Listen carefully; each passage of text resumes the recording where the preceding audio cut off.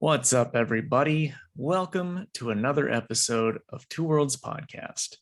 I'm Jake, and with me, as always, is the Joey to my Yugi, R.I.P. Kazuki Takahashi. It's Casey. What's up, buddy? Not much, man. What's up with you? Oh, just sitting here thinking about my old Yu-Gi-Oh deck. Yeah, dude. I sold a bunch of that for C2E2 money one year. And it's like this was right before the COVID Yu-Gi-Oh boom. And it's like, man, if only I had saved that, would have been nice. Well, that's the deal with literally any collectible. If only I'd have, and then insert whatever. If only if they would have ate that bat sooner, Yep, for sure. Man, I don't know about you. I'm ready to get back into it. Yeah, no, how was the long break that we had away from each other? I hated it. Me too. Can't be away from you that long, man. I'm like, I told Bria, I was like, no more of this birthday crap on a Monday. Understand? It ruins everything. It's like we have listeners out there that are worried about us. We have singles of listeners out there. It's like you would know if you would join in on the listener wagon, but you refuse. Oh man. Anyway, glad to be back. So let's jump into our news here. I think you've got one or two more than me, so you go right on ahead. All right. So first off, this is some sad-ish news. I was kind of lukewarm on him after seeing him in action, but John Krasinski was, just cast as fan service in Doctor Strange.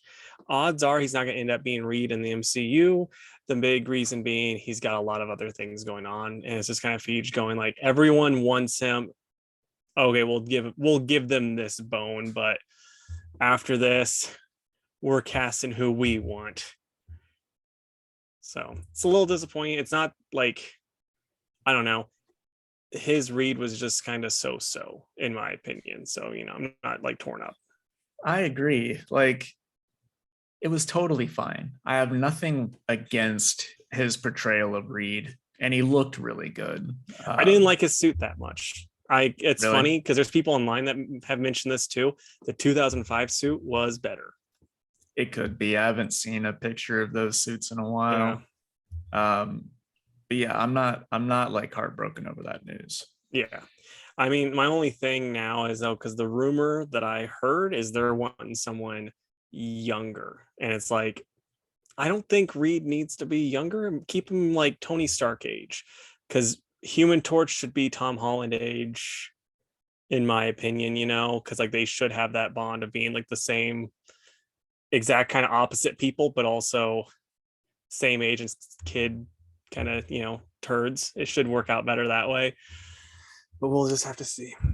I know. And like all the time we're saying it should have been somebody younger. And now we're like, it should be somebody older. Like, well, yeah, I mean, Reed should be like 40s. Yeah. In that area. The man's got the silver streaks. Yeah. And then like the rumor is they're not wanting to do that. So well, whatever. Which also, this is just kind of thinking, I really do think when they start pushing the Fantastic Four, and if they do it right, that's going to be their second hottest property after Spider-Man. Yeah. It's just like, if they do it right, that's what it can be. So it's like, yeah, we don't want to get someone Robert Downey Jr.'s age for, what we're hoping is 30 years of Fantastic Four. Yeah. No, it's like not everyone can age like Robert Downey Jr. Yeah. Well, speaking of like casting news, this was actually from last week, so it's probably old news to everybody by now. But Taron Egerton met with Kevin Feige about a role, and people are really thinking that it's Wolverine. I mean, they're gonna cast Wolverine at some point.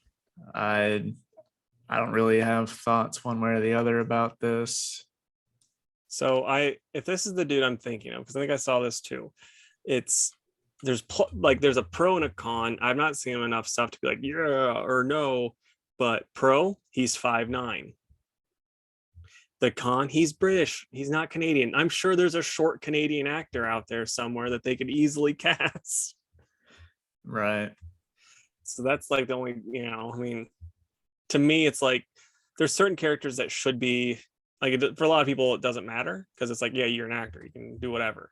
But there's certain characters, to me, like Wolverine should be Canadian. That's like, part of his thing. I had to Google him, and then I realized, oh, it's the Kingsman guy. Yeah. But like the first image when you Google him, I can see it. Like I could see him being Wolverine, like just looks wise. Yeah. So like out of all the people that they could pick, like if they go with him, at least he's kind of got the look down already. They got to beef him up a little bit, but obviously that would happen. So, and again, he's 5'9". That's, I mean, don't get me wrong, I want like a 5'3" Wolverine. Like, like early 90s, 80s, like that era Wolverine. That's not going to happen. We are not getting that Wolverine. So this is like a good compromise. Just the ridiculous sideburns that go way out to here. The one that's like so short, you're like, dang, like you're like close to Puck size, bud. Right. Just a short, hairy guy that's like angry all the time. Oh, that'd be great. Yeah. Okay, so we got a Paper Girls trailer. Did you watch it? It looks awesome. Like, I did. So it played before Thor today. Oh, cool. So I saw it today. I was like, oh yeah, it looks pretty awesome. Yeah. My only worry is because that comic got so out there, and it's like it looks like it's gonna be like almost a shot for shot, remake of the comic, which is like that's great. That's what they need to do with a Brian K. Vaughan book, turn TV show, because they haven't yet. And it's just like, boy, it's going to get out there and I'm going to get confused again. I'll need to do like a reread before that comes out. Right. I don't remember enough of the details.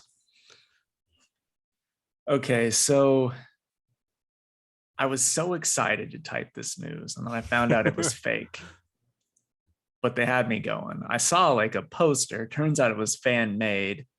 That John Bernthal was returning as Frank for an Armor Wars TV show on Disney Plus, and they had him like the Rosenberg comic from a few years ago where he was War Machine with the Punisher symbol on the front of War Machine. Yeah. I was like, oh, dude, that'd be awesome. Mm-hmm. So, now that it's out there and it's fake, would you be into that? A little. I mean, I don't know.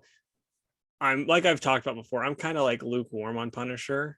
It's one of those characters where I'm like, I used to think he was the coolest, but anymore I'm like, it's either you have to do like a Max story for him for it to work well, or you have to do like just him not doing his job. Like he's like, I kill the bad guys, but only the really kind of lower end bad guys that aren't super villain material, because if I do that, they can't be in these other books. Sorry, it's just kind of, it doesn't work. But yeah, and seeing him in there, I don't know. I don't think Armor Wars is where I'd want him. He needs to be an Echo or something like that too if he was going to come back. But I did like his portrayal, even though I didn't care too much for the way Punisher was written in the Punisher series. Yeah, I really like that series a lot, but I know that not everybody did. Yeah, I don't know. It was just like his story is so basic, and that's what makes it so good to me. And then when they're like, let's add some military conspiracy theory stuff in there, and it's like, you didn't need to. You guys are overthinking it. This is such an easy story. Just do it. So that's my main gripe with it. They did in the Thomas Jane movie. Yeah, they're like, we like that his.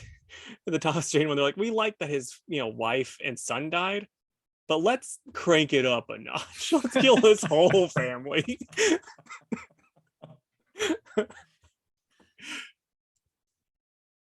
Okay, so while we're on the subject of MCU stuff, there's a pretty solid rumor going around that Ryan Gosling may be Richard Rider in the MCU, which that might be kind of neat. Get Ryan Gosling in there, have him be like basically just do like that Nova series that was canceled after like what 8 issues, even though it shouldn't have been, and have a Sam Alexander, like the younger Nova, with him. Only downside is James Gunn kind of screwed up the Nova Corps. Like I don't know how they're going to be able to, backdoor Nova into this, but we'll have to just wait and see.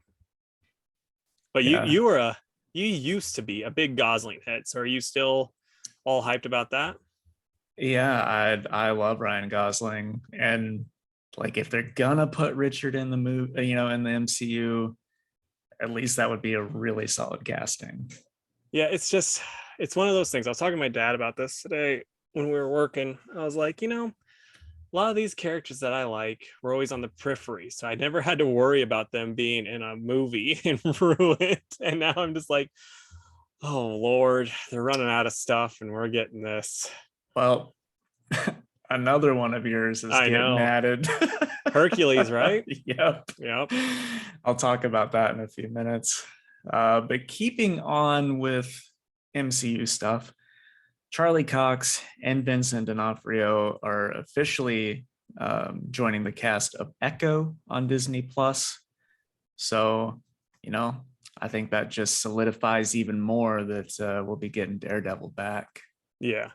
And the rumor is that it's going to lead to Kingpin running for mayor. Okay. So hopefully he won't, but hopefully Chip gets a big old check for that. Actually, I think it was Charles Soule. So hopefully Chucky Soule gets a big old check for that. Yeah, I hope so too. So we're gonna get. I'm just gonna switch things up really quick. We're gonna get a new MonsterVerse movie coming 2024, and we also got some random news about the new Monarch show. Just different people that were gonna be in it. It's a lot of Japanese actors, which is pretty cool since the last two that they had was Ken Watanabe and then the dude that played his son for 5 seconds and had no backstory. So we're getting actual Japanese actors and actresses in this one. Might be neat. I'm pretty hyped for this show. It sounds like they're trying to do more with the character since it is going to be a TV show and they just can't just have Godzilla blowing stuff up the whole time since it's on a streaming show. So I'm hoping they get good writers for it. I do too. Like who are you hoping for like the next MonsterVerse movie? Like the kaiju. That's what I'm getting at. Yeah. No, I'm hoping they bring back Bryan Cranston, but like giant. No, I'm hoping for Godzilla. Yeah, like I hope Godzilla's there. Maybe King Kong. That'd be pretty sweet. No, I think like I don't want to say Destroya because I think that one they should do like a big, like as dumb as it sounds, which it's going to be dumb, a big team up against Destroya. But I think they could do like Gigan, do that one really well, just easily. I think another Mecha Godzilla would be cool, something like that. I mean, lots of different things they could do because like in the first 2014, they even had like the bones of one of the other Godzillas, like early on. And I was always thinking to myself, like, why don't they just do like in the Millennium series, do Mecha Godzilla that way? Instead, they went the much more confusing route of just using the King Ghidorah's skull and transferring that stuff, like Bluetooth into Mecha Godzilla. Right. But yeah, so I think if they doing something like that would be really cool. And I kind of want someone really like a really good designer that doesn't just steal Cloverfield's design to make a new monster. Because that was my main problem with the Mutos. They looked like Cloverfield knockoffs. So if we get like a really cool design monster that's just a jerk, like straight up, just a big old wet diaper of crap, that it'd be pretty sweet. And I think Space Godzilla would be cool too, but that one's like not gonna happen. I think Destroy is like the one that's like most likely. Man, they could make Destroya look so awesome. Yeah, right. All right. Some actual comics news. Stephanie Williams and Paco Medina will be launching a new anthology series in October called Wakanda, and it's going to tell the history of the Black Panthers. So there you go. Right. I'm like pretty much done with Marvel anthology books at this point, but if you're a Black Panther fan, I'm sure that'd be pretty cool. See, like you're not a Black Panther fan, but that 100% sounds like it could be in your wheelhouse though. Because like I remember like the old Redwall series stuff where it's like these like store like where you just buy the stuff that would tell you all of the different stuff that happened in Salmandastron and all that stuff. I'm like, this is like this Black Panther thing. Like you aren't a Black Panther fan, but I'm like, I wouldn't be surprised if you read this. Look, the week it comes out, if I flip through it and it looks cool, I'll pick it up. Right on, man.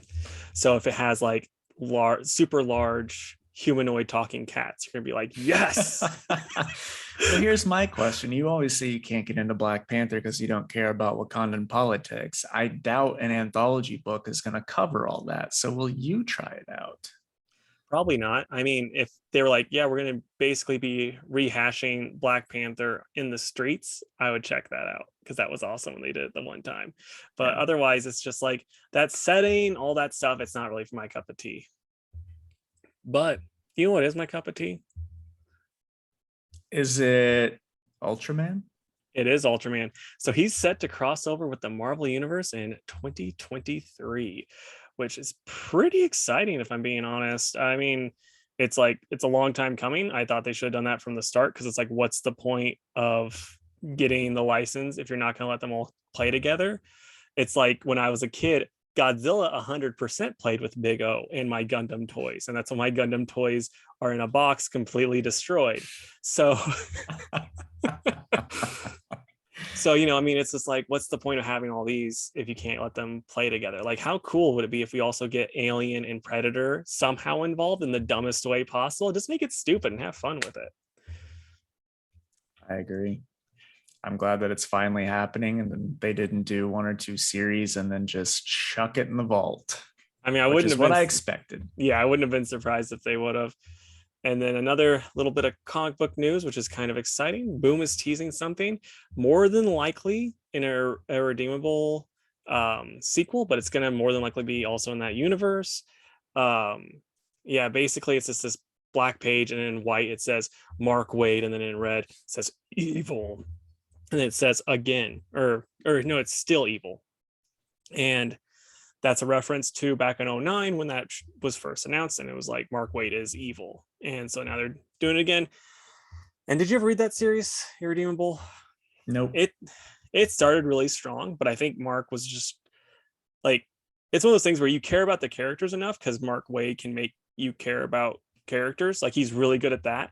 But the story itself kind of lost me where they were trying to like differentiate Plutonian from Superman. They're like trying to change it up some, and like that kind of lost some interest in the way it ended and stuff. Was kind of like so. But I'm gonna be checking it out because Mark Waid's awesome, and like I said, that other series, like I still care about these characters that are in that universe, and yeah, it's a good time. And it's like when you look at The Boys and these other shows where like Superman's a bad guy in this one, this is one of the early ones that did it, and he did it best. Excellent. Is that the one that Peter Krause drew? Yes. Okay. Because and then he also did the one that was online that was I don't remember the name of it now, but yeah, it was like the one of the spin-off ones because they did Incorruptible, which was also a book one, and then he did the other one that I'm blanking on. Right on. And then this will go right into your last bit. Taika Waititi said he'd come back for another Thor if Chris comes back. So is that good or bad, Jake? Let's hear your opinion. All right. I'm sure you've all just been waiting to hear me give my thoughts on Thor. And we'll have a timestamp in the description of this episode to tell you when the spoilers are done. But this is full spoilers for Thor, Love and Thunder. I just turned my mic off like, oh, I'll be back. So first off, this is not on the movie, but it still cracked me up. I went in there, I chose my seat. It said that like a couple other seats were picked, but nobody else ever showed up. So it was like my own private screening. That's awesome. To this. It was awesome. What wasn't awesome is that it was clearly the 3D version of the movie. Oh. And I didn't buy a 3D ticket. So a couple spots were blurry. It wasn't so jarring. And also I didn't want to like go through a whole thing because I knew that this was going to be a big piece of shit anyways. So I was like, whatever, I'll just suffer through a couple blurry scenes. But it still made me laugh. I was like, this is just setting the tone so perfectly for this. Okay, so first, well, should I start with the pros or should I end with the pros? Do you want people to leave this with a positive feeling towards the movie, or do you want them to leave with a negative feeling towards the movie? I mean, everyone knows my feelings, right? So does it matter? Well, I'm saying, like, as listeners, you want them to go, you know what? I do want to see this movie, or boy, I'm glad I skipped out on that. My minuscule list of pros has nothing to do with people thinking maybe I should check it out because they're Okay, so well, end with minor. pros then. End Okay. with pros. Okay. So it starts off almost immediately of making a joke out of everyone Thor loves like being dead. And that was one of my big problems with Ragnarok is like they lose Asgard, they lose all these like people, and you know, they just make light of it. And it just rubs me the wrong way. So they start off this movie by being like, hey, remember when we made fun of everyone dying? Recap time. And they do it again. And then pretty early on, Gore, you know, he's got the Necro Sword at this point. He goes to New Asgard to start killing things.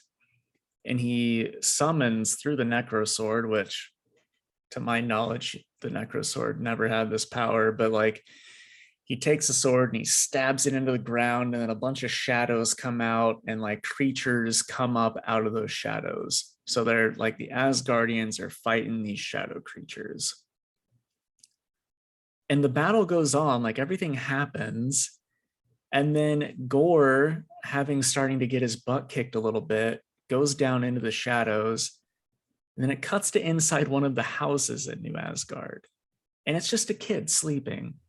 And Gore like kidnaps them and starts kidnapping all the kids, but they're asleep. I'm like, who the fuck is sleeping through what's going on outside? Like, it's a huge battle. People are screaming, you know, weapons clattering, and this kid's just like, you know, dead asleep. One time when I was a kid, I fell off my bed and I rolled on the opposite side of my bed to where my parents were like, where is Casey? And this is when we were still living in Findlay, and we had a much more ground that we lived on. So they were out searching everywhere looking for me, and like I was just under my bed, dead asleep. So it's like I'm in the minority with that. So like I'd be the lone Asgardian just knocked while all this is going on. I mean, I get what you're saying. It was dumb for this movie. Yeah. Because it's every kid. Yeah. It's like, dude, not all these kids are heavy sleepers. Come on. That's actually, I mean, they're Asgardians. Maybe they were drinking beforehand and like the kids just can't handle their booze as well yet. Right. Yeah, you know, it could be.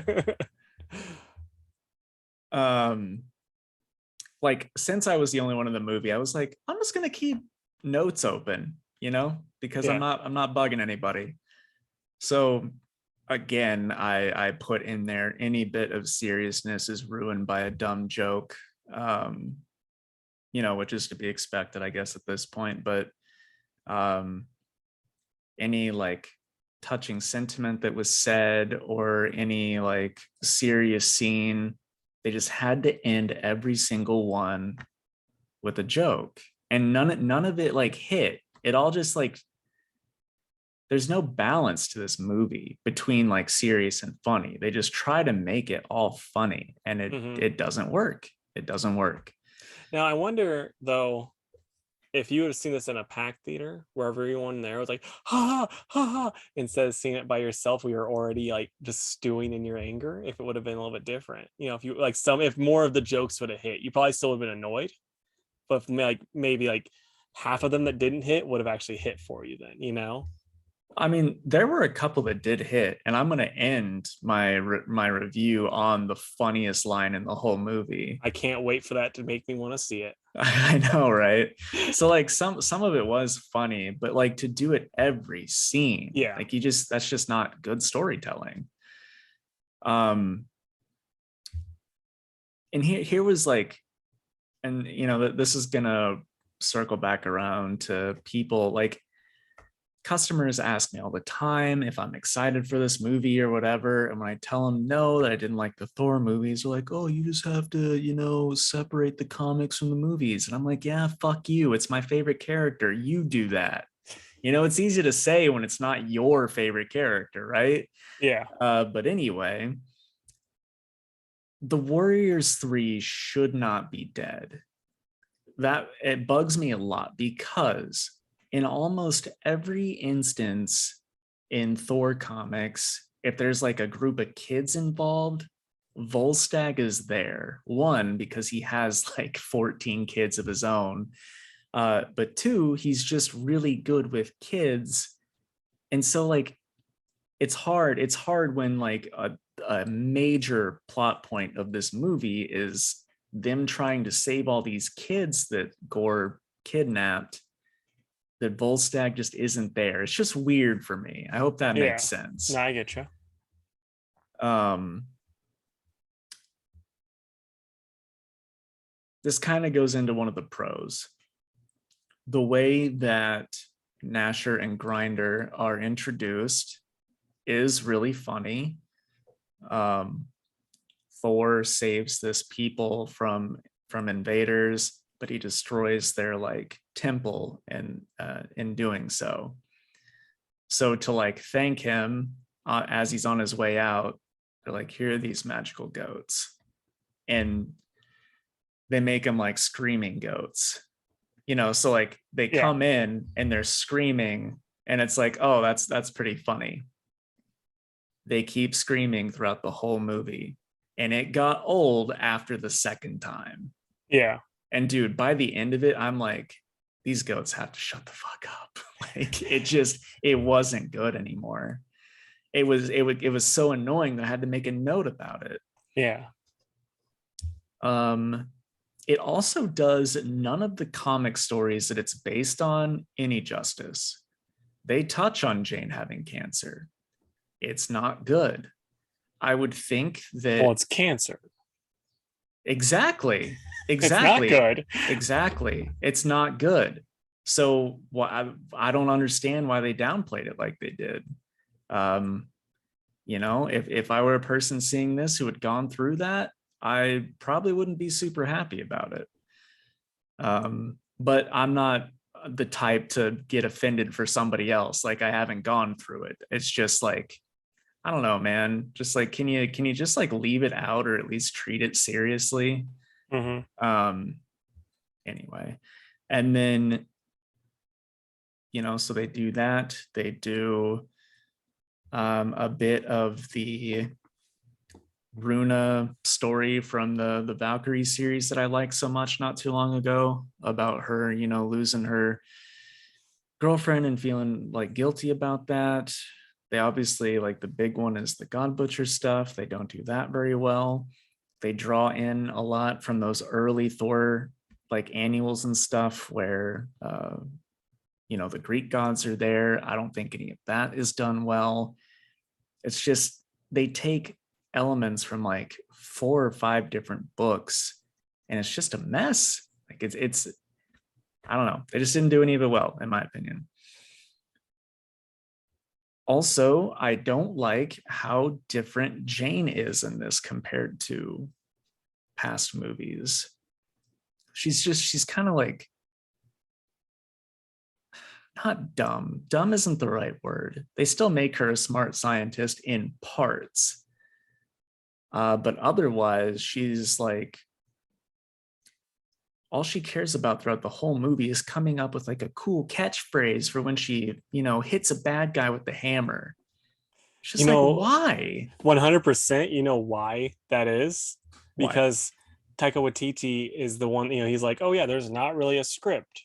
You just kind of, you know, improv stuff. So you 100% know Natalie Portman's like, this will be hilarious.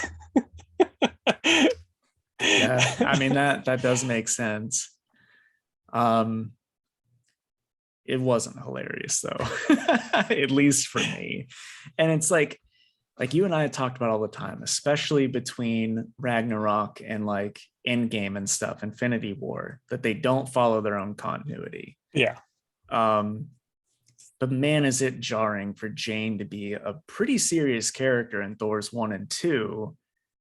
And then in this one, she's just not at all. Well, like in Thor 1, though, they gave her like one of the worst lines in the MCU, like her worst moments, in my opinion, when he changes. And like this whole time, like for the most part, she's like kind of serious, and then like at the when he changes, like, oh my God. It's like, geez, Yeah. what are Well, you doing, guys? Come on. still. Um, there's also so when they get to the part with Zeus and the Greek gods, they mention an orgy like 3 or 4 times, and I'm like, dude, how, like, I mean, I don't care, but it's just like, is that really like what Disney wants in this movie, that they're like gearing to be all ages? Like, I don't know. It was just kind of weird. It's weird seeing And like fat Russell Crowe Zeus being like, how about that orgy? in all fairness, that's a very Zeus thing. It is. It's just not a very Disney thing. Yeah. So yeah, one of my note is just orgy jokes question mark. And also they depower the hell out of Zeus. He has this crazy entrance, and then they make a complete joke out of him because that's what the MCU does. But man, there is like no comparison for like Zeus to Odin. You know what I mean? Like in the Yeah. comics, it's always they're like neck and neck, right? But in this one, I mean, Usually rolling their 3 eyes over how stupid their kids are. yep. Which is what you want. Yeah. They're the two gods. Yeah, anyway, they think that Zeus kills Korg. Korg? Yeah. Korg. And then Thor gets like super mad and just like wrecks Zeus. I'm like, man, I don't know about that. But whatever, it's MCU Zeus. If he's terrible, he's terrible, right? Gore somehow had more power than he did in the comics, but still wasn't like badass enough. So the sword itself, I think, is depowered because the Necro sword is sort of like a fluid, just like, I don't know, like I said, just like a fluid black evil sword. But in the movie, it's just like an actual sword that he just stabs into the ground, like I said, and this is where the new power comes from. Those things come up and fight for him. I don't think he needs any of that, because in the God Butcher story, he just does it all himself, which I think makes him way more imposing than having some shadow minions do it for him while he kidnaps some sleeping children. Like it doesn't hit for me. Yeah. So that was a bit of a bummer, because I thought, like, I knew what Thor was going to act like. I didn't know what Gore was going to act like. So I had a shred of hope. But was he still, I mean, because like Christian Bale, I don't think he's got like a humor bone in his body. So was he at least like a good Gore, even though that the way it was written, he wasn't doing what he should? Yes. And then this is another pro too. I'm just checking off pros. I'm not saving it for the end. I think he looked way better than the pictures we got. Yeah.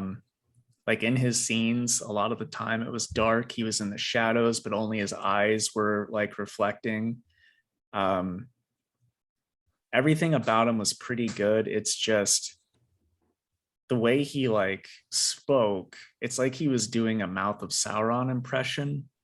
Because he very, very clearly had like fake, nasty, pointed teeth in his mouth. So he was just like opening his mouth like super wide to say things and show his mouth, and I'm like, all I can think of is the mouth of Sauron from I Return of the mean, King. it's also Christian Bale. He might have just filed his teeth down. I mean, that could be. That could be.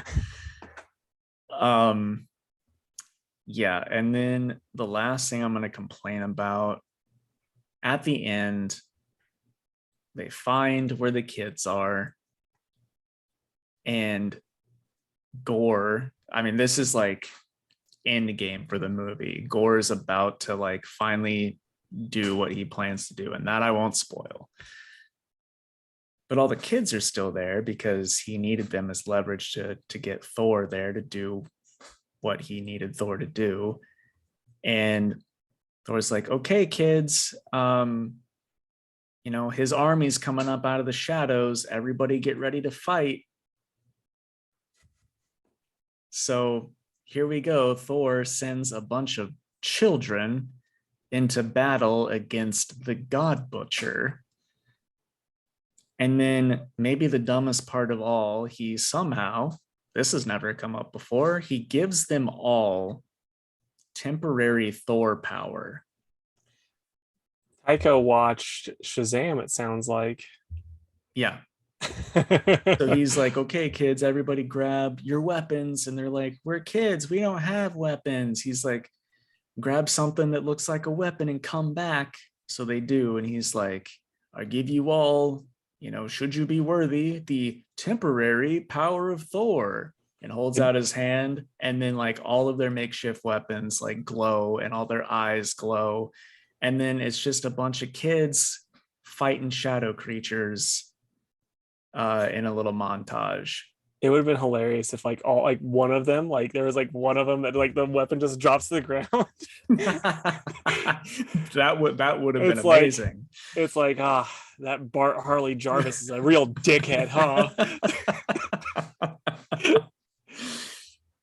So yeah, that I was like, I thought this movie was stupid. That just took the stupid like to the moon.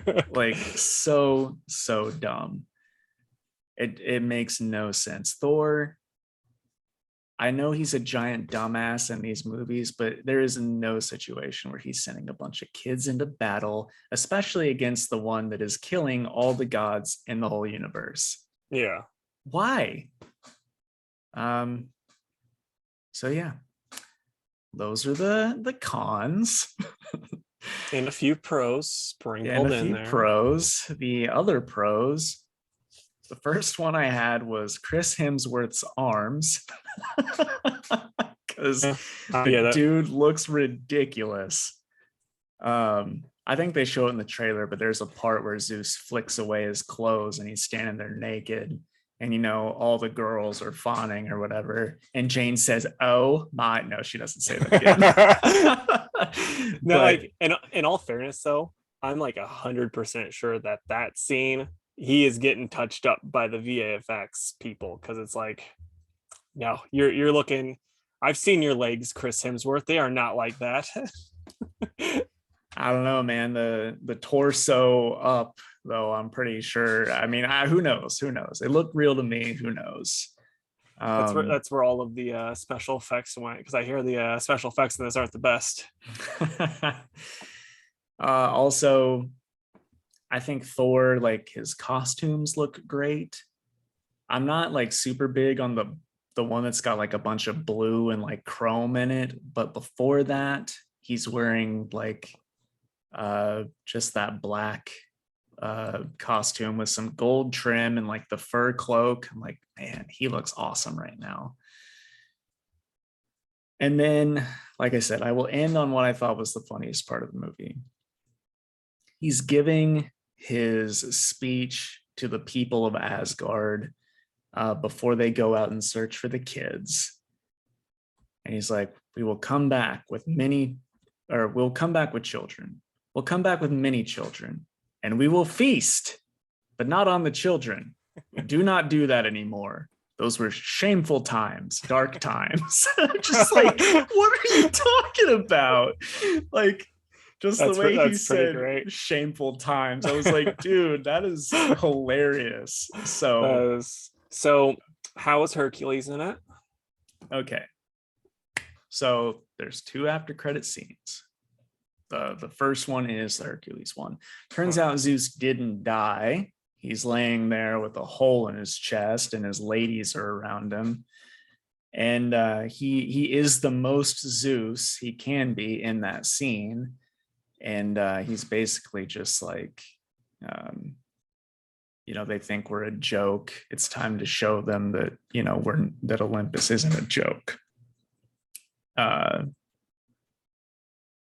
then he's like, am I right, my son, or something like that. And then Hercules is kneeling, and then he stands up and he's got the mace in his hand, and it just says like one line. And I think you're gonna be like, and then he falls over and then poops his pants. Joke. That would have been par for the course, man. I mean, Hercules did look pretty neat. Hercules. But... Okay, I was like, you're gonna be like, he's Jerry from Parks and Rec. No, it is that guy, Brett, whatever. Yeah. But he looked fine. They either beefed him up or, like you said, did some work on him. I'm sure he's not going to be big enough for your standards of Hercules. But, no, he won't be. Needs to be comic accurate. I think 700 pounds. And then there's one more that I don't want to spoil, but anyway, that was Thor: Love and Thunder. Out of 10, probably like a 2. Now this is, so let's get your Marvel phase whatever tree going. I think it's just Spider-Man, Doctor Strange, and Thor. What's your rating? Oh, of like the most recent movies? Yeah. Oh, phase 4, I think. Okay. Doctor Strange, Spider-Man, Thor. Yeah, that's what I figured. Nothing like I will be so shocked if anything topples Doctor Strange. Yeah.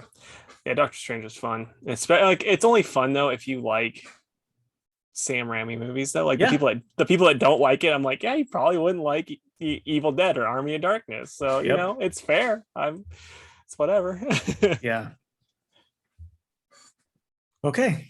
Well, now we can take our ad break, and then we'll review some comics. So we will be right back. So I don't know if you have anything you wanted to talk about. Yeah, I mean, there's a few things, but we can just shoot the shit, so it's not a big deal.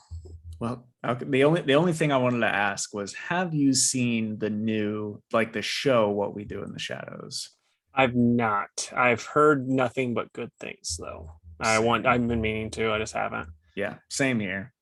That was my only question. I gotcha. You said you had a couple things, so go ahead. Yeah, no, I heard somebody got a new tattoo. He did. Nice. You like it?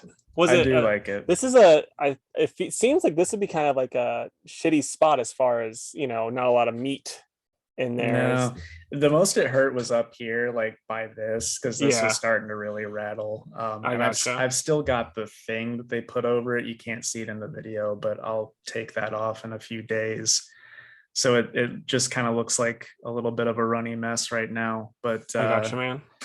But no, honestly, dude, it wasn't bad at all. I mean, not even close to like your tummy one, my side or my tummy one. So yeah, it was cool. I think it was cool that when you got your tummy one, you just wore a Winnie the Pooh t-shirt that kind of, propped it up, and we just did it that way. And every time it hurt, I just said, "Oh, bother." And he was like, "Can you stop?" But yeah, it was cool. We've been wanting to get those done for a while, so it was nice. It was actually on the anniversary when we started dating. So not cool. You and me, you and your bride to be. Yes, that is true. Yeah, our anniversary is not, it's I think it's in October. But no, so G-Fest is Saturday, and I don't think I'm gonna go. They just announced Don Fry won't be there, and he was one of the draws for me. So I'm like, I'm probably not gonna go. And who is he? So you've not seen Final Wars still, but he like the director of Final Wars really loved MMA and that, like, any of that type of stuff. And like if you ever look up Don Fry fights. He had this one where, like, the best way to describe it, it's like when All Might fought the Momo for the first time, or Yeah.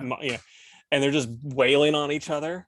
That's how this fight is. It's just Don Fry and this Japanese mixed martial artist just pounding the crap out of each other, and it's so insane. But he's not going to be there due to he's like in the hospital for back issues. So I'm like, I don't need comic books. What? It's like, why is he at the hospital for back issues? He could just come to my store. I'm really sorry about that joke. No, I loved it. But no, yeah. So he's, trying to get that back issue fixed, and he could just call comic headquarters to, get that. But he doesn't know about you. Right. He's got a lot of CTE issues too. But yeah, he's not going to be there. So I'm like, it's like, and the other two big guests, and it's like, I was interested. If I had gone, I was going to get my picture taken with them and stuff too. It's the guy that was the little kid from Godzilla versus Megalon and Godzilla versus Hedorah. And it's like, yeah, that'd be neat. But it's also like getting my picture taken with a middle-aged man. And then like this lady that was in one Godzilla movie, and it's not even like my crush. It's like this other lady that was like, she did this was like, it was Godzilla versus Mechagodzilla, and it was like her first movie, I'm pretty sure. And she was just like super pretty, and that's like one of the stories that would always go around, is like the lead actor, she'd always like be like friendly, try to talk to him, and he was like newly married. He's like, I can't talk to you, you're gonna get me in trouble. That's funny. But like with them being like two kind of minor characters, I'm like, oh, I mean, if it was Don Fry and them, for sure, but with no Don Fry. And then like that one in Indianapolis is coming up, and this kind of leads into tattoo talk also, because Millennium Godzilla is going to be there, and Ultraman are going to be there. So I'm thinking about getting their autographs on my arm, then tattooed, then getting a Godzilla and Ultraman over it. Nice, yeah. So I think it'd be pretty sweet. But that would be sweet, man. So I'm like, yeah, I'll just skip this, save money, for adult things, and then for tattoos. Yeah. So, we'll just have to wait till the next time, but whatever. Yeah. Well, I'm sorry you don't get to go, or are choosing not to go. Yeah. But it still sucks. If you show up Saturday and you're like, dude, screw it, we're going to G-Fest, I'm like, okay, let's do it. Well, don't get your hopes up. I won't. Oh, man. Anything else? No, I think that's about it. That about covers everything. All right. Welcome back, guys. If you'd like to hear Casey and I talk about tattoos and G-Fest and back issues, then check us out on YouTube for our exclusive story. That is Two Worlds Podcast on YouTube. And, I mean, if you want, Jake will get the whole thing, our whole conversation, tattooed on his back if you tell 5 friends about this podcast and they subscribe. They have to have proof of subscription, though. If they don't have proof, it's not working. Oh boy. Oh boy. Oh bother. So what books do you read, man? Well, I'm glad you asked. Did you not take them out of the bags? Nope, I didn't. Goodness, bud. I know. So I read DC versus Vampires, Starhenge, Joker, Batman, Saga, Red Sitha, Jane Foster, Dark Crisis, Twig, and Savage Tales. Nice. How many of those were from the prior week too? Any of them? No, I just didn't think to do that. I don't know if anyone would care. Well, might as well, because my books came in today. So while I was making dinner and eating, I was reading. So I don't have as many of those read, but I do have last time. So I got Aquamen number 5, 8 Billion Genies number 2, What's the Furthest Place from Here number 7, Deathstroke Inc. number 10, She-Hulk number 4, and Task Force Z number 9, which I'm so confused by this book after reading The Joker, number 15, Dark Crisis, 2 of 7, Flashpoint Beyond, 3 of 6, Saga, whatever number it is, and Batman 125. Glad that you read that. Yeah. I was looking over my books. I'm like, well, I know I need to read these ones because these are like, higher ticket books versus, some of these other ones. Well, I'll let you go first, man. Yeah, I'll just kind of go over the old ones quickly. But so yeah, Aquaman, you get a lot of stuff going on with all the three different the two different Aquaman and Black Manta, and they're all teaming up, and it's pretty cool. I love the way that Aquaman proper, right? Aquaman Senior and then Aquaman Junior will be Jackson, so we can keep it, so it makes sense. Aquaman Senior is written. I love, like, he gives me Brave and the Bold vibes, which is like the best way of writing him, like he's just kind of cool. Except he's more badass, which I think is really cool, there. And then I like how Black Manta's written. He's very good. And Jackson in this one, it's like Jackson's doing a lot of growth throughout this whole series, and he's getting better. It's just like story-wise, it's just a perfectly adequate story though. So it's like, it's more of a character-driven thing, that's the one thing. Like I'm not super pulled in by the story yet. But I forgot to say, it's written by Chuck, for the last time, stop calling me Charlie, Brown and Brandon Thomas, with Sam Basari and on the pencils and Vincent Cifuentes on the inks. And I, like I said, enjoyed this a pretty solid bit. I like it, and I'm interested in seeing where this goes, even though I'm pretty sure Aquaman Senior is now dead in Dark Crisis. So I know Jackson's here to stay. But I'm going to say 7.5 out of 10. Nice. Did you want to do like all the old ones, or? Yeah, I Okay. took too much time on that, so I'll just touch on this really quick. 8 Billion Genies by Charles Soule, Ryan Brown, with a McLean cover. It's very nice. I sent you that variant because I knew you'd love it. Thanks, buddy. But this is really good. You get the Genies doing crazy stuff, a lot of cool things, and the end is like pretty darn cool. Charles Soule is just a darn good writer.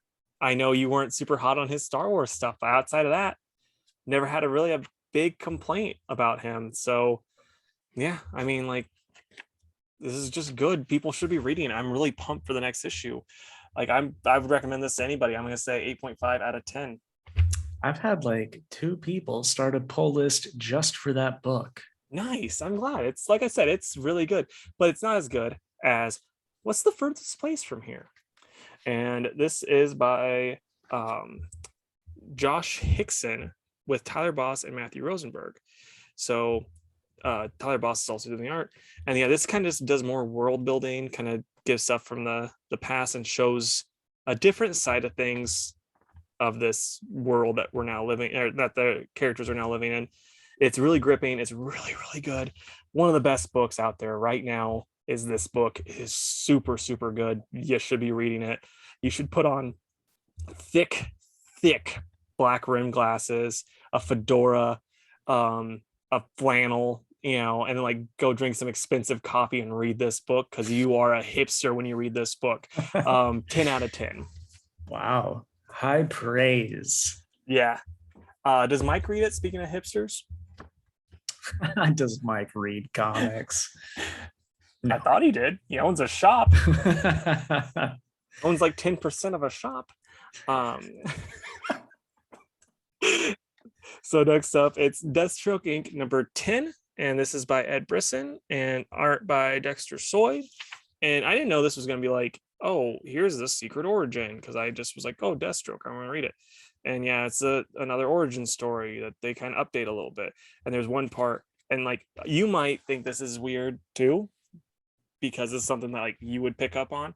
There's a part where he's hunting with his son, and he shoots a rabbit. His son's way too young to be hunting rabbits, first off, but it's a white rabbit. And do you know why that's weird? Because they're in the Midwest, it looks like, not like a snowy area. Right. So maybe it's like, maybe it's just an albino rabbit. Well, like the only thing that could be, and this is like my other thought, because Deathstroke is not a kind, caring father. He could have been like, "Oh yeah, this is your pet rabbit that we've now released," which very well could be. Because again, like I wouldn't put it past Deathstroke. You know, he's like, "Oh, we've been raising this rabbit to kill, to hunt. You know, why not?"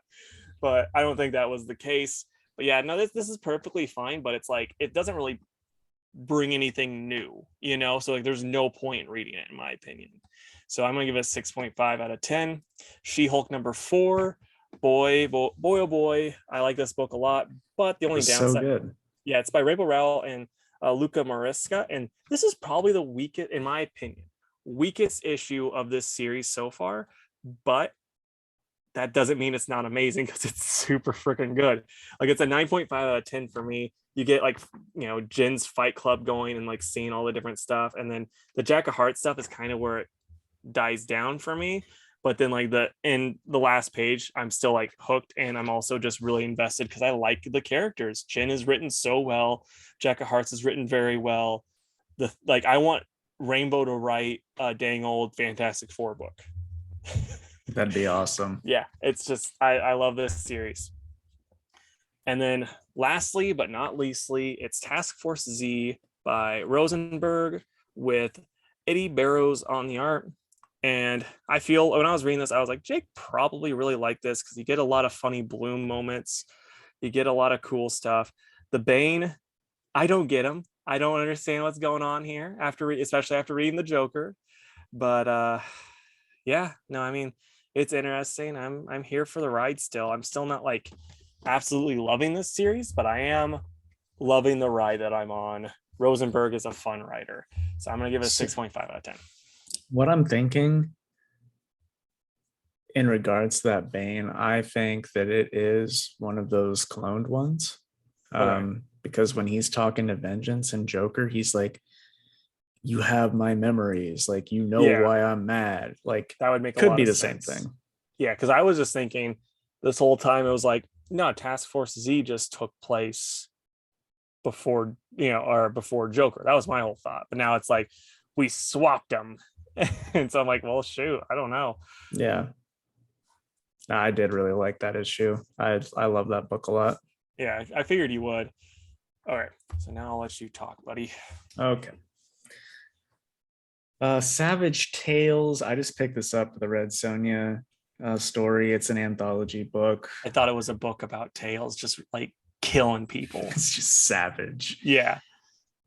Sonic's like, you can't be doing that. We're a kid's book. He's like, watch me. Not quite. Darn. It's got stories for Vampirella, Alan Quatermain, Red Sonja, and Captain Gulliver Jones.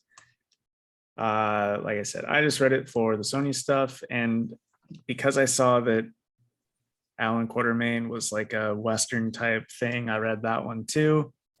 It was pretty weird because he's just like a cowboy, and then at the end, Cthulhu's there. Like it's out there. Yeah. The Red Sonja one was okay. It was just a couple page story about a different cursed sword and how she overcomes that challenge. It was pretty neat. But based on, like, I picked it up because I thought the cover was super cool, right? Like she's clearly cut off a tentacle of some crazy monster. I thought maybe that would be in here, and it wasn't, but that's fine. So yeah, I'm gonna give it a 5 just because I didn't really read it all, and what I read was like fine. So I've had a thought in my head about you and Red Sonja since you started reading it more. Are you ever worried that you're gonna be like reading this and be like, I hope this doesn't awaken something in me? What could it awaken? I mean, your love of redheads and, you know, metal bikinis, maybe. I don't know. There's only one that I know of. Fair enough. And yeah, I do love it. She's great. I was just thinking of like that scene in Community when he's like got the Dalmatian mask. He's like, I hope this doesn't awaken something in me. I mean, it is no secret that I like swords, sorcery, and redheads. So nothing can be awakened that isn't already awake. Fair enough. It's like there's gonna be that one furry issue, and you're gonna be like, I mean, I do like Sonic. Oh boy. Okay, so did you read Flashpoint Beyond too, right? I don't remember. Okay. I was just trying to see if we had any, I only had mutuals with you left or not. Oh, was that this week's issue? I think it's number Yes. 3. Yeah, that's what I meant. No, because I forgot that was out this week. Oh, okay. So I'll talk about that then. So Flashpoint Beyond 3. Yeah, so we get, I'm going to try to get the whole, because there's a whole mess of people on this book, and I don't think it does too bad, if I'm being honest, as far as like juggling them well, with the writing wise, because there's so many times where you'll be like, oh yeah, I can tell, like let's just say Bendez and Brubaker and some other guys would be writing a book, and you're like, oh, I can tell Brubaker's writing this part and Bendez is writing this part. This just kind of all flows well together. For the most part, but it's written by Jeff Johns, Jeremy Adams, and Tammy Scher, with Zermanico and Mikhail Hanin on the art. It's pretty good. I mean, I'm still like, the only downside to this is like I am not invested in this world. Like I don't really care about Flashpoint. I'm really just reading this for the podcast. But yeah, like you get some stuff going on. You see more of this world. Superman's doing stuff there. Big reveal on how his family is different in this, and you also get to see a big murder, and some of this time stuff is happening too.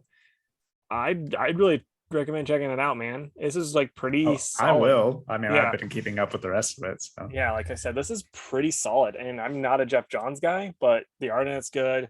The story itself it's interesting enough, especially for someone who doesn't like the Flashpoint universe. And I think they should have let it be dead a long time ago. Maybe not even let it be born. Like if I could go back in time and it's like baby Flashpoint or baby Hitler, I'd probably go baby Flashpoint.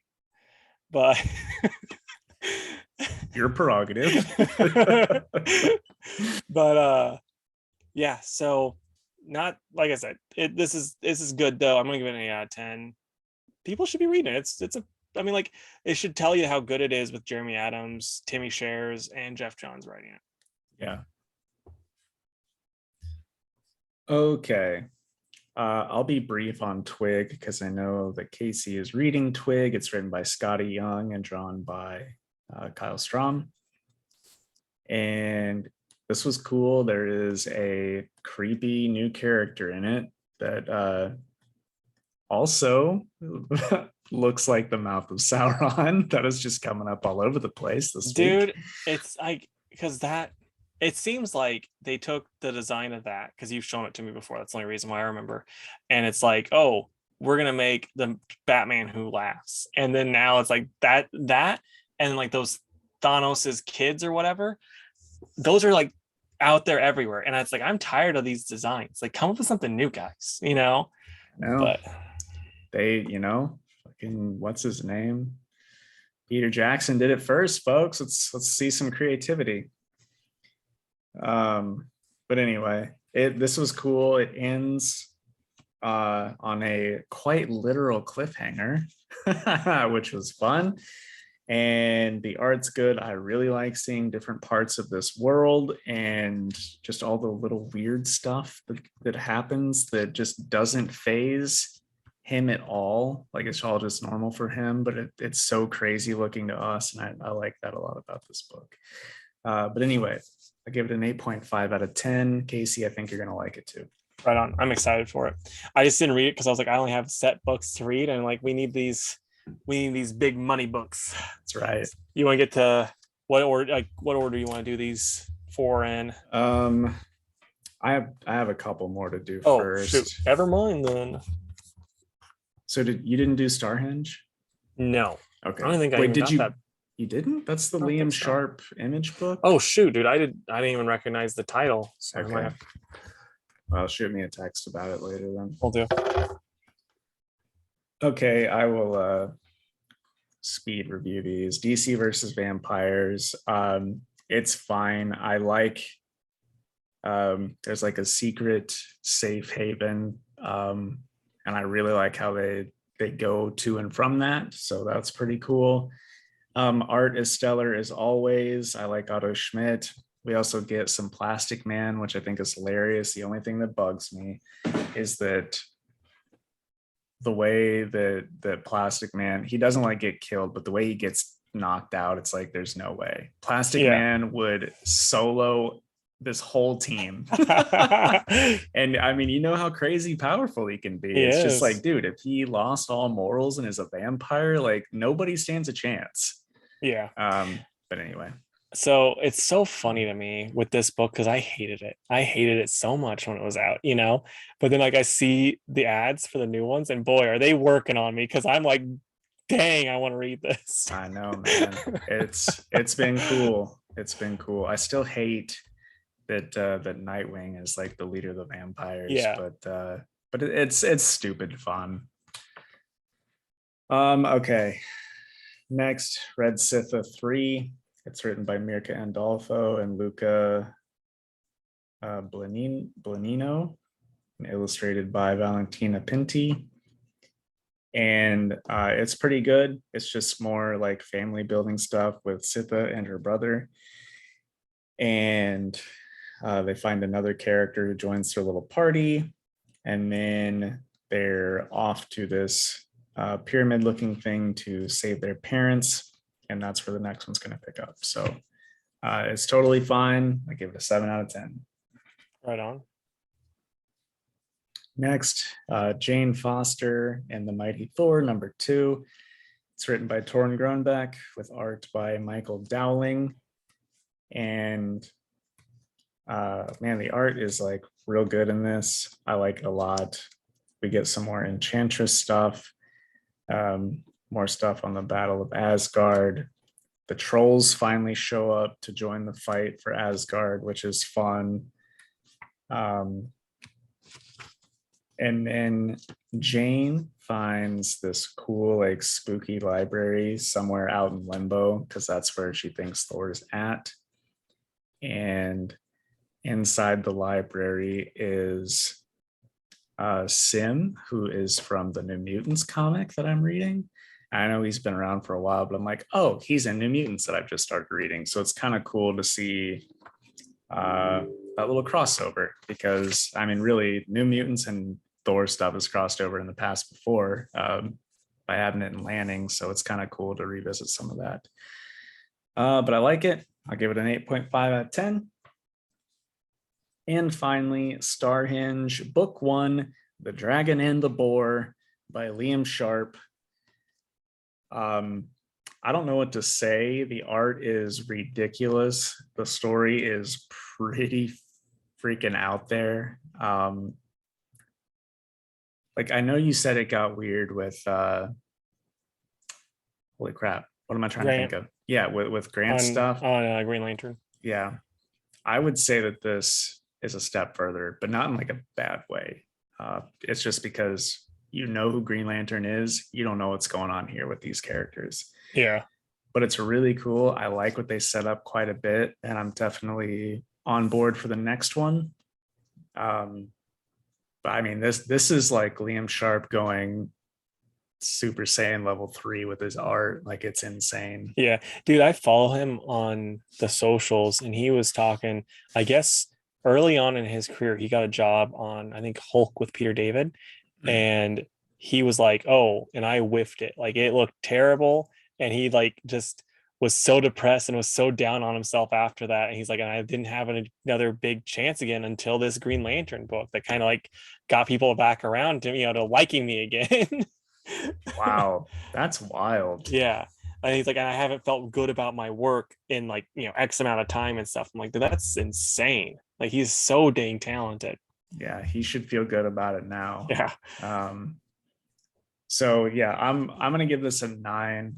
I don't quite fully get what's going on, but I'm still on for the ride. Yeah. I mean, I think that's kind of the whole thing with this book. It's like, it could just be an art book and I would still be into it because Liam's very, very talented. You want to go Joker, Crisis, Saga, Batman? That's exactly how I had it, brother. Cool. All right.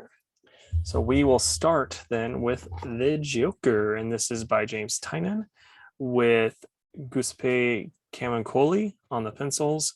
And boy, howdy, I loved it.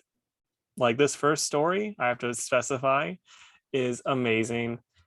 The only downside is like when it ends, I'm like, boy, I would love a Commissioner Gordon ongoing book still. And I don't think we're getting that. But No. I want to highlight this part too, really quick, art wise, and then I'll let you take over. But that part when it's the Batman's the smoke, so cool, such Yeah. an awesome thing. But what do you think, man? I liked it a lot. I think that it's going out on a very high note, but also going out where it needs to go out. Because this is one of those books where it could tank pretty quickly, but Tynan didn't let it do that. And I really appreciate that. It's really, really good character moments between Gordon and literally anybody. I like his conversations with Batman, with Barbara, with the Joker. I mean, all of it was just really good. I'm glad that we got I never thought that I would be on board for a Joker solo, but which really it's the Gordon solo. Yeah, but, and then it's good. and then also it's like when they first announced Lady Bane, I'm like, oh, this is stupid. And I'm like, when is this Lady Bane series coming out that we can see them murdering a bunch of baddies? That sounds awesome. Give it to us. Come on. Yeah, agreed. That might be one of those ones where I'm reading, I'm like, I hope this doesn't awaken something in me. Luchadors. Yep. But no, it's so cool. Yeah, I'm loving it. And the fact that he's gonna be just being a private eye basically now, it's great. Now, if it ended there, 10 out of 10, this book would be probably my pick of the week. But we paid $6.99 for this, and we get a backup story called Punchline, the finale. So I'm like, it's ending. Punchline's done. This is great. I'm so happy. And it's by Sam Johns and James Tynan, and art and colors by Sweeney Boo. And I don't like the art. I hated the art in this. I'm not gonna lie. It was just not, it was rough. So I'm like skimming it because I still can't stand Punchline because she's just better than everybody else. It's like, and I was thinking about it in my head. You don't watch wrestling, but when I was a kid, Triple H was like the main bad guy, and he was also the son-in-law to the owner of the WWE. So like he would just beat everybody. It's like there'd be these big buildups where like he was like doing these like terrible things to Booker T, was bringing up how Booker T, like racist stuff too, like bringing up how Booker T got arrested one time and it was like calling him a thug and like all this, like, and everyone's like, WrestleMania, Booker T is gonna have his moment, he's gonna win, make people go home happy, it's the main event, and then Triple H won. And it's just like all of this stuff, and it's like, that's Punchline's Triple H. She's just burying everybody, and like at the end of this, like, oh yeah, we won, and then they're like, ha, you thought, and then it's like Punchline will continue in Punchline the Gotham game. It's like, this is not a finale, you lied to me, I hate this. Oh, dude, it was the biggest like psych ever. Yeah. I skimmed that too because I was like, this has got to be the end. It's the final issue. Yeah. Art was bad, and like by the end it didn't feel like a complete story at all. No, it's just, I don't know, Punchline's one of those characters that's like in concept could have been really cool, like the anti-Harley Quinn who looks like she shops at Hot Topic, but then instead it's like, no, this person's better than Batman. Even she has plans on plans on plans. She's gonna kill Darkseid. That's how good she is, and it's just and she doesn't need special armor to go to Apocalypse like that loser Batman. No, they need special armor on Apocalypse for her. Yep. So yeah, it's not enjoyable reading someone that's just so much better than everyone else. Like the people always say that with Superman. It's like, at least Superman is a human character that we like. And that reminds me, I read Action Comics. It's really good. 9.5 out of 10. You should be reading that book. Philip Kennedy Johnson nails it. I just forgot to talk about it because I didn't put it in my pile. But Yeah, so that brings this book down a lot because I was so mad by the time I was done skimming that last issue. Like that last part was a 0 and it's a 10. So I'm giving a 5.5 for the whole book. Oof. Man, that is Bob rough, Steve. averages. I'm gonna give it an 8. Right on, man. What would you give Joker as a whole? Because there were It's, some issues that weren't stellar. I mean, it's if the trade came out and they're like, we're not gonna put Punchline anywhere near this, I would say it's a 9. Like there were some that weren't stellar, but they're still like important to the story as a whole. So it's still really good. And then it's, so it's like at the worst, it's like you're getting stuff that fills in and it works better in this format. It's just the only thing that really drug it down was that terrible Punchline story. What about you, man? Probably like an 8.5, because the issues that weren't great, I like them a little bit less than you. But still, I mean, overall, I would suggest it to anybody that's remotely interested. Yeah, right on. All right. Next, Dark Crisis #2.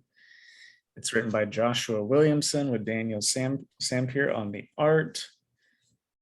And yeah, lots happened in this, dude. What'd you think of it? Kind of so. Like, I don't know. This came off as like the big, like, I'll say this, like Action Comics right now, just speaking like two different books that are completely different right now, is like that movie that could win an Oscar.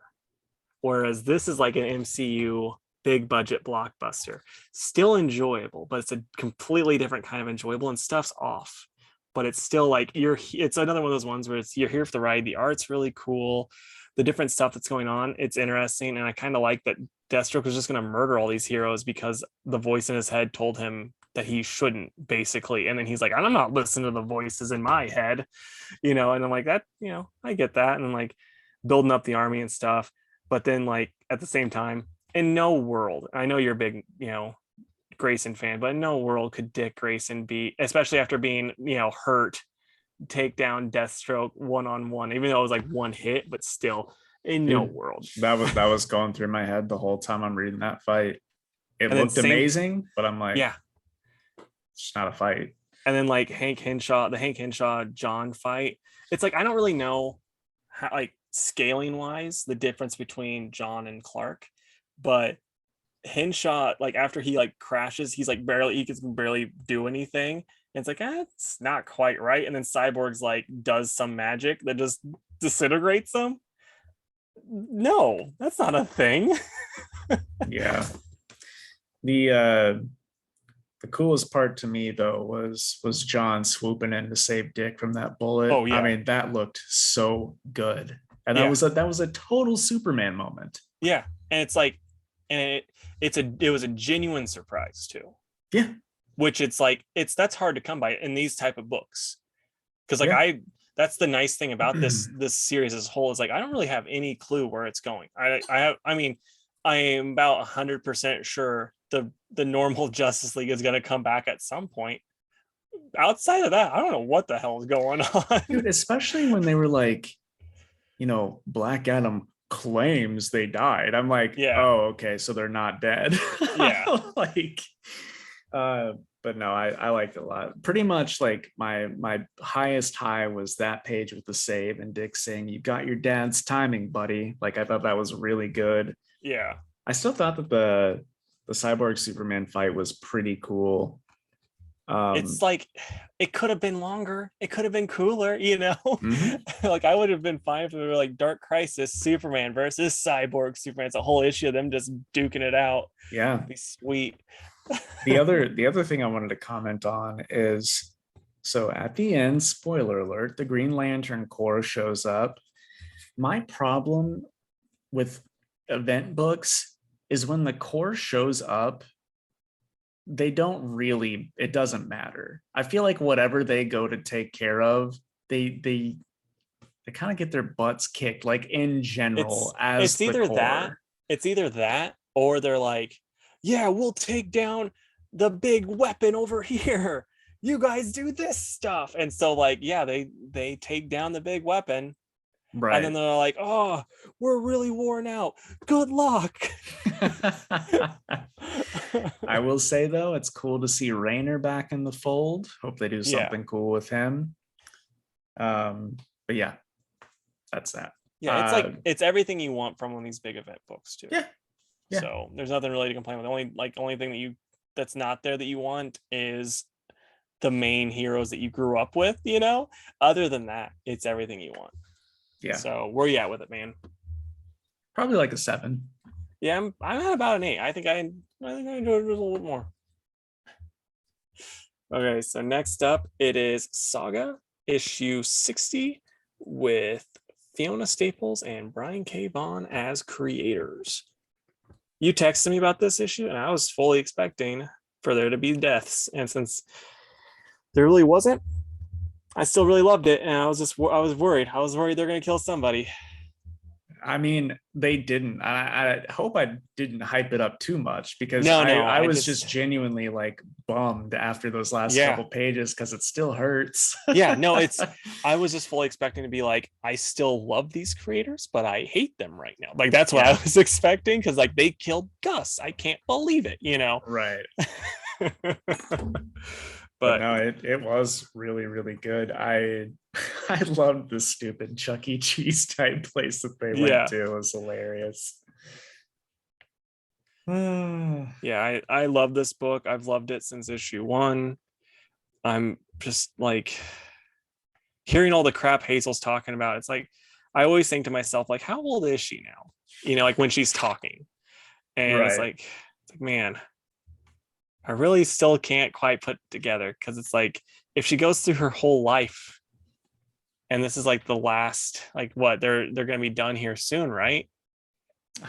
Didn't you say like, issue whatever's they already have like the planned ending and stuff. It's like she's got a lot of life to go through before they so I'm interested still. Especially when she says stuff like, this would not be the last time I play my brother in this game. It's just like, I mean, and that one's for different stakes, Right.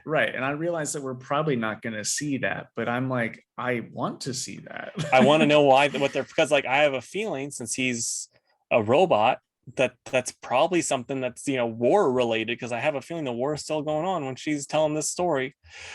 Yep. So yeah, I am probably at a big fat 10 on that one. Same here. This is probably my pick of the week. I really, really liked it. So since what the furthest place from here was my last week's pick, I might as well keep the hipster train going and choose another creator owned. Yeah, no, that's fair. Gosh, yeah, that's probably mine too. Yeah, because I know it's not Batman. No, I mean, I like Batman, but I don't know. I was a little let down. Well, let's talk about it. Yeah, man. We've got Batman 125. It's written by Chirp Zdarsky and art by Jorge Jimenez. And I also wanted to shout out his colorist, which is Tomomori, I think. Yeah. Or I don't know how they pronounce their name. But anyway, let's talk about it, man. What did you like? What you didn't like? All that good stuff. I love the art. The story itself, I just was not into. Like, it's like, penguins killing all the rich folk. It's like, oh, okay. And then they're like, and then they go to that thing to stop it, and then it's like, penguin out. Like, first off, when Batman just like switches into his bat gear and he's wearing just the mask on the suit, just looks so goofy to me. And I hate it. He looks like Zorro. Yeah. And then like the fact that they're like, hey, look, there's Bruce Wayne, and then it's like, oh, look, there's Batman. Yeah. Okay. And then like, I don't know, this story itself, it just seems like something that would be like a Detective Comics tier story, except for the fact that a character died and another character got shot in the throat. If it wasn't for those two things, this would be just a Detective Comics story, in my opinion. It just didn't, I don't know. It just didn't grab me, I guess. And the way it ended, like, I'm like, oh boy, I am not interested in that, really. I'm going to keep reading it, but I don't know. It just didn't do it for me. I like seeing Clayface. and the art in this is spectacular, but the story itself just, I don't know, didn't do it for me. Willing to give it I did like the Batman was like, save those people, Clayface, you big nerd. He's just like, okay. yeah, it's like bully Batman. But yeah, the art really, I mean, I sure did miss Jorge on Batman. Yeah, he kills it. Like he's one of those people that doesn't know how to not kill it when he does stuff. But I mean, and consistently, he's always on time. Yeah.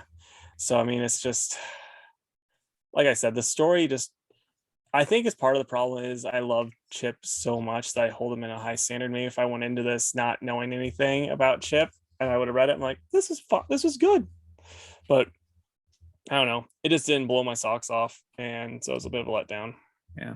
I was fine with it. Like, it's a first issue. So I'm trying not to be like every single issue's got to be a 10. But a first issue should grab you by the, just grab you by the scrotum or whatever you got and say, keep reading. And this, like, honestly didn't do that for me. Failsafe was supposed to. I know it didn't hit with you, but it's a new character or whatever. I'm sure it hit for a lot of people. Yeah, I hope so.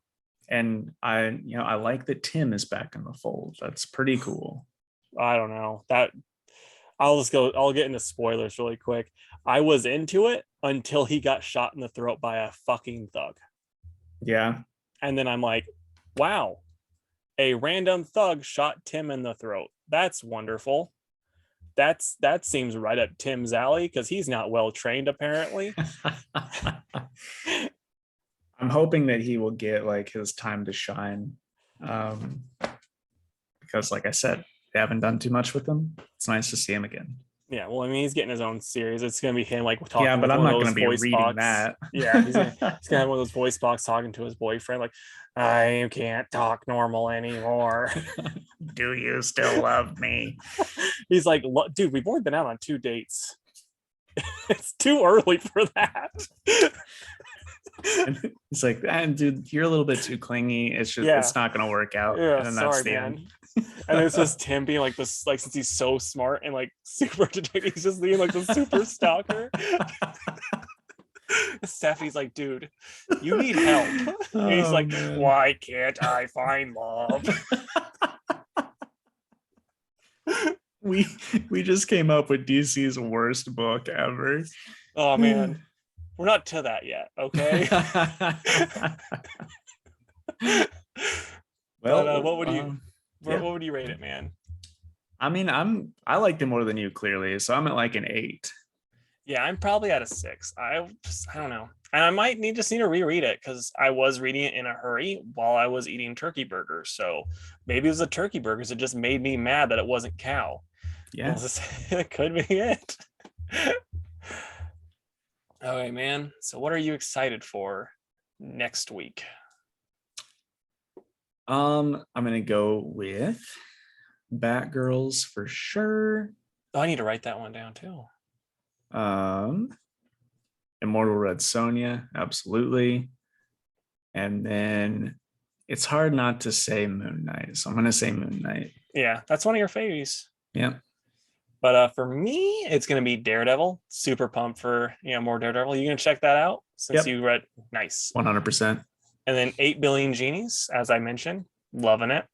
And then Rogues. I've been loving that book. I'm so excited for that to come back. I need to write down Batgirls and the Liam Sharpie book. You do. Also, I'm going to be like kind of surprised if 8 Billion Genies shows up because it was only out 2 weeks ago. I know, but again, that's why I was like kind of shocked. It was on my invoice. Yeah, so we'll just see, man. Yeah. If it doesn't, I'm going to burn your shop to the ground. Am I going to be in it? I don't know. Will you? Anyway, I wanted to say that that a very honorable mention is New Mutants. And right on, man. You guys, it's still not too late for you guys to check it out. They're only 2 issues in, so I'm glad you're like getting into an X book since I really can't. So it makes me happy. Hey, maybe this one you could get into, man. Well, dude, my main problem with X books, and this is one of those things, it's just there's too many of them. Like Wanda should have done a better job of killing them all, you know? Yep. Just Agree. keep the ones I like and then get rid of the rest. Okay, so I was just thinking because I was in a grain bin the other day, and like all of the dust and being dehydrated had me thinking of like a really stupid idea for comic books. So I want you to pitch me the four worst Marvel or DC comic book ideas you can come up with. Give me names. You know, you can include writers to have like the most amount of fun with it that you can. Okay, I was stuck on a fourth one, but it just came to me and it's so stupid. Dude, Old mutants. I was reading yours and I love all of them. I'd read Thank all of you. them. Thank you. The first one is called Old Mutants instead of New Mutants. We're going to say that one's an ongoing because we both know it would be. They can't help themselves with X books. And it's just all the mutants, but they're old. Then we've got Pa Kent's Farm. And I see that being a 6-issue educational comic about some of the troubles that American farmers have. And you'd feel bad for them because everyone feels bad when Pa Kent is not just being or living a perfect life, right? I'll be reading that, just fuming and being like, they're getting the cyclical rate of this corn all wrong. I know, right? That's what I was thinking too. Next, we've got Dr. Midnight versus Big Pharma. That would be 12 issues. Thank you. I feel like lots of people read that, but I just don't. I went with 12 issues because can you really tackle all the problems of the healthcare system in just 6 issues? No, but we both know Big Pharma would pay Disney a good chunk of change to get that canceled after 6. You're darn right. Or like at the very end, Dr. Midnight's like, you know what? I was wrong about you guys. You're all the true hero. All the readers are like, what? And then finally, it's a one-shot special, and it's Iron Fist. This is the full title. Iron Fist loses the power of the Iron Fist and opens a Taekwondo business. I would read that in a heartbeat. He's so good. Okay. For yours, man. So my first one, I've told you this idea before, and I love it, and you hate it. It's Jane Foster, Valkyrie's new boyfriend issue. It's a 1-issue series, and basically Jane comes to Asgard, and she's like, okay, I don't really have a family anymore. Loki, Thor, Odin, you guys are like the closest thing. So I want you guys to meet my new boyfriend. We're gonna have a big dinner here. And Odin's like, yeah, let's do it. He's all happy. And Thor, he's got these weird feelings for his sister Valkyrie. That's also not a sister, but it's like this weird kind of Michael Bluth type of thing, but he wants to be supportive. And earlier on, it cuts to like it starts with this. It starts with Thor and Hercules, and Thor embarrasses Hercules in a bunch of front of people. And then like it cut, it's like Hercules is holding this grudge, and then it cuts to like Hercules showing up at Asgard in like a polo shirt and like his hair's back, like the man bun, and he's got like flowers, and he's like being like just the perfect gentleman. Then he gets up to Thor, he's like, I'm gonna bang her like a drum. And Thor's like so mad, and he can't do anything about it though, because and like at the end, Valkyrie of course finds out. Jane like finds out, and she kicks Hercules's butt and sends him back. Sends him back to Earth, and then she's like, "You could have just, we like, I know we dated." They had the big moment, like, "I know we dated, but you can still talk to me, Thor." And Thor's, they have this big, like, okay, that type of thing. He's still friend zoned at the end, though, of course. Dude, here's the thing, though. That one could be a thing. It could. It really could be. It couldn't now because Hercules is no longer fun. But fun Hercules, that could have been a thing, and that could have been a fun book. Yeah.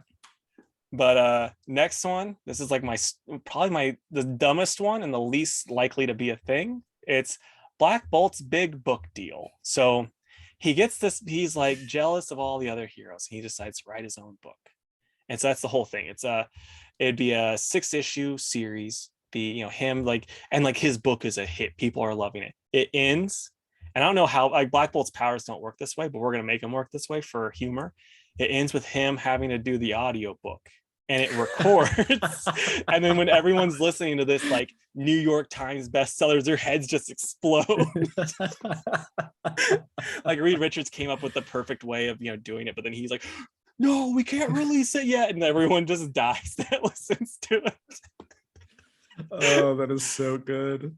And then this is the one that I was thinking about the most, and it's Scarecrow and the Midnight Babies. So Marvel's Scarecrow is like trying to do something, whatever he's supposed to be doing. Marvel Scarecrow. Yeah, like whatever random nonsense that terrible character's doing. Yep. And then he runs into like the Spirit of Vengeance, like the Ghost Riders, but it goes into like a whole bunch of babies at the like a hospital nursery. And so we have a bunch of Spirit of Vengeance babies, and he is now like they're like little baby geese to him, so they follow him around and do stuff, and he hates it at first, but then at the end they get kidnapped and he has to help save them, and he ends up loving them and he becomes a good guy. Like he does the big face turn. Wow, you put a lot of thought into that. I was thinking about that so much while I was scooping beans. Crazy. And then this is the dumbest, like I actually love this one. It's so stupid. It's called Fixing Crypto. So Superman's as Clark Kent is taking Crypto for a walk, and Crypto gets his urges and he starts just humping this dog, and it crushes it, just splatters it everywhere. And he's like, oh no. And so he takes away, and he's just like, I don't know what I'm gonna do. And so then like Lois comes over and she's like, honey, I'm home, and Crypto just runs for her leg, breaks her leg. And he's like, I can't be having this. The dog is too powerful to be humping everything. And so then he takes it to the farm, and Pa's like, we'll just do it the way we do the cattle. And so he puts the rubber bands on it, but then that doesn't work because he's a super dog. He's got super testicles, so they have to they try all these different things. None of it's working. It's a 2-issue series. It ends up Superman has to like cut them off with his heat vision or something.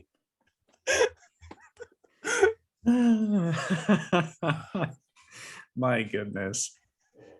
I think this was one of the funniest Fantastic Fours we ever had. I do. I hope you guys are listening. Tell us what your worst idea is, and tell us which of these you would read. Yeah, I mean probably all of them, but give us your favorites. Yeah.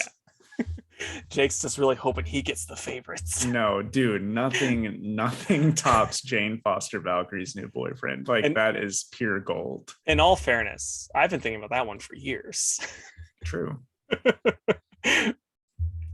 All right, guys, that brings us to the end of the episode. So closing plugs.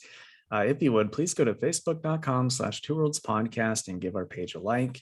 You can also follow us on Twitter at 2_worlds_PC and on Instagram at 2worldspod. You can email us at 2worldspodcast@gmail.com. And also please subscribe to our YouTube channel. That is 2 Worlds Podcast on YouTube. And then tell us, I don't know, how you would fix crypto. We'd love to stay in chat, guys, but we have to banish the idea of fixing crypto to the shadow realm. So we'll see you next time. Bye, guys. Bye.